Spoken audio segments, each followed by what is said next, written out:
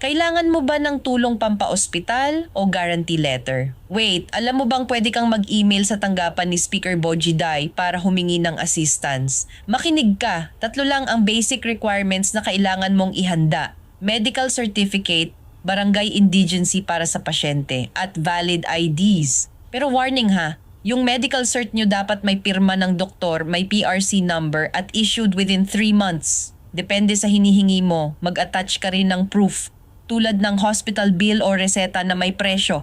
Sa email, ilagay mo ang buong detalye ng pasyente. Pangalan, active cellphone number, diagnosis, hospital, at kung magkano ang kailangan nyo. Isend ang lahat ng ito sa speaker.bojedi@house.gov.ph. Email only po ito ha. At heto ang reminder. Laging i-check ang spam o junk folder nyo habang naghihintay ng reply. Sino sa mga kakilala mo ang naghahanap ng medical assistance ngayon? Itag at i-share mo na tong video sa kanila para matulungan natin sila.